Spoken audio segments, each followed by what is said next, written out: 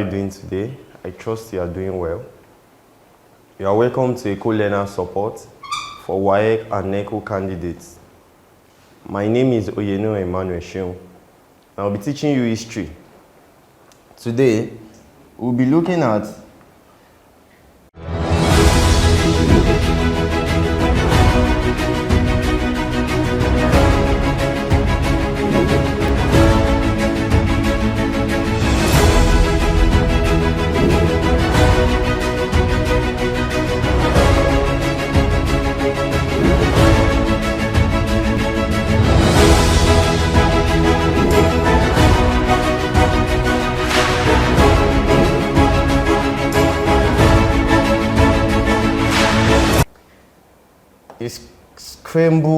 Scramble and Partition of Africa, which is the Berlin Conference that took place between 1884 and 1885.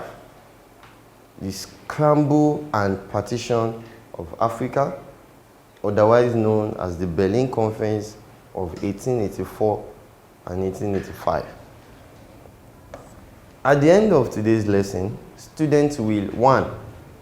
Define the concept of Scramble and Partition.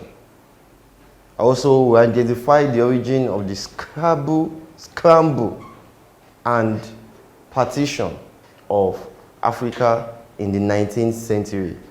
Students will explain the reason and effect of the Scramble and Partition of Africa in the 19th century. We'll also look at the conveners and discuss the reasons for and decision taken at the Berlin Conference and the effect on Africa today. Firstly, what does the concept scramble means? Scramble of Africa refers to the period during the late 19th century, precisely 1884 to 1885, when European powers aggressively compete to colonize and control large portions of the African territory. Also, the rush was driven by economic, political, and strategic motives. There are about 14 countries who took part in this scramble. Also, partition. What does it mean? You agree with me that partition has to do with dividing. When you divide a particular portion for some set of people. So the partition of Africa was formalized at the Berlin Conference, which was organized by the German Chancellor Otto von Bismarck. During this conference, European powers negotiated and drew artificial borders for themselves. These borders were created with little consideration for African people. And in fact, it is worthy to note that at that conference, no African representative was invited. Africa was divided among Europeans without even inviting the African continent themselves. Also, the origin of the Berlin Conference. The scramble for African territories led to a lot of tensions. There were a lot of ethnic tensions and conflicts. The Berlin Conference was convened in order to bring an end to the conflict, in order to regulate on how each of the African countries will be divided amicably.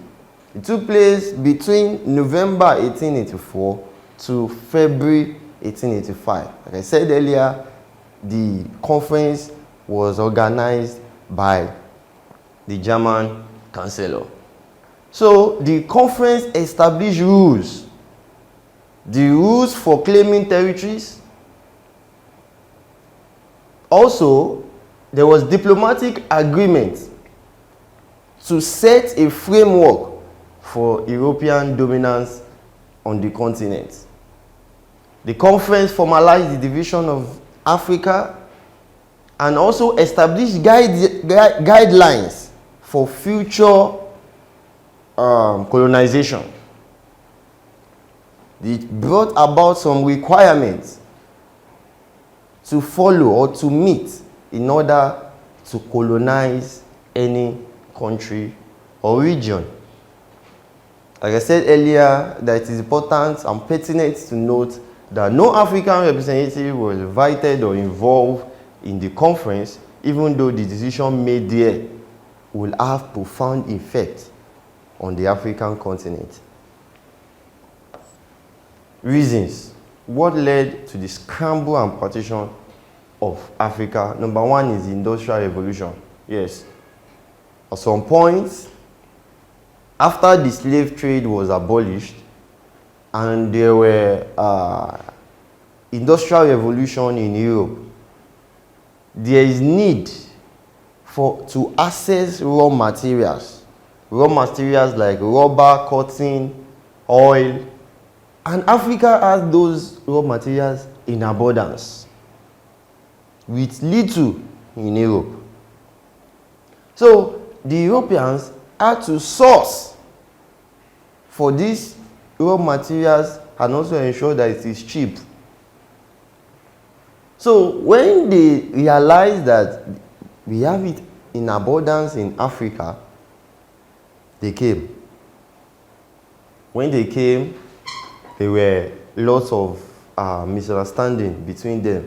That's one of the reasons why there was the need for all the European powers to come together and divide and partition the continent among themselves. 2, economic competition. The European powers are in fierce competition to secure profitable colonies for themselves in order to benefit them economically. So the European powers needed African countries that have more raw materials. Also, exploration. The European explorers mapped out vast areas of Africa, sparkling interest in its resources. During the exploration of Africa, there were some regions that were being mapped out to have lots of resources. When the Europeans know and they hear about these reports of those areas, it made them to create more interest in those areas, which led to conflicts among the European powers. Then balance of power. The European countries sought to expand their empires to maintain or enhance their position in the global balance of power, because they believe that the higher the number of your colony, the stronger you become as an European country. Effects.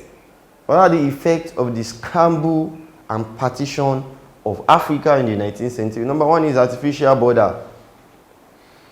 The border that was drawn by the Europeans during the partition, they did not reflect the reality of African diverse ethnic group. It didn't. Because it was just divided based on their own knowledge. Even the occupants were not included. So the artificial boundary brought about an effect on Africa. Number two is colonial rule. It brought about colonialism. European powers established colonial government to impose foreign systems of administration law on Africa.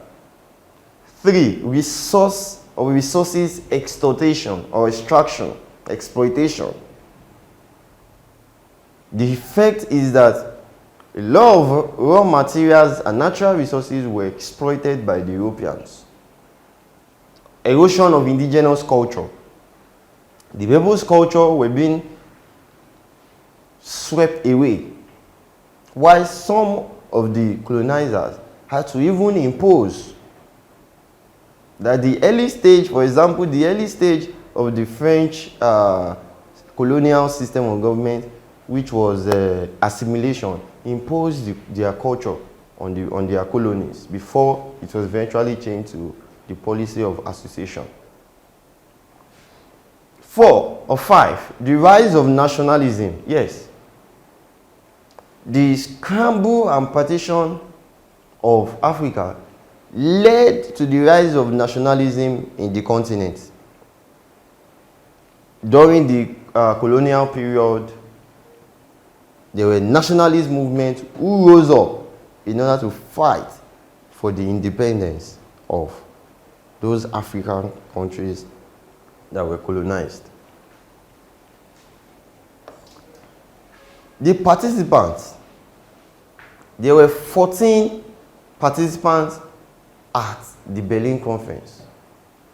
Germany, France, Great Britain, Portugal, Belgium, Italy, Spain, Netherlands, United States, Austria, Hungary, Denmark, Sweden, Norway, Ottoman Empire, and Russia. The decisions taken at the Berlin Conference, what are the decisions that were taken? There were 4 major decisions taken. Number 1 is the principle of effective occupation, which means for you to have a claim as an European power to colonize an African country or African countries, it has to be effective. It has to be effective. You have to have an effective control over your territory. This means that European nations had to set a government that will maintain law and order, make treaties for local leaders to legitimate their claims. 2, division of Africa. Yes. Some of the decision that was made was that Africa was divided among themselves, while the region now known as Nigeria fell under the Britain. Free trade zone. One of the decisions that was made was that they had to declare a free trade zone, which was intended to allow all European powers to have equal access in trade in these regions. Then the prohibition of slave trade was also stated at the Berlin Conference of the abolition, and to also declare that all the countries that participated put a final end to the barbaric slave trade.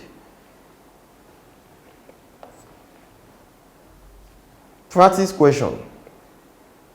The positive effect of Berlin Conference on the African continent. Number 1, economic interest.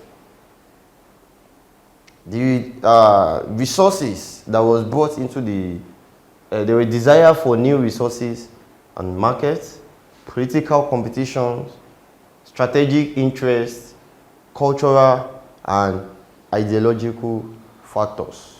All these are the positive effect and impact of the Berlin Conference of 1884 to February 1885. This is the end of today's class.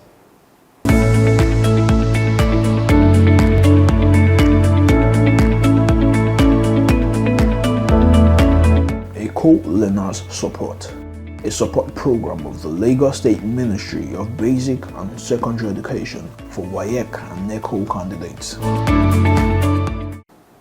If you have any suggestion or feedback, kindly comment on any of our social media handle displayed on the screen. Thank you for watching.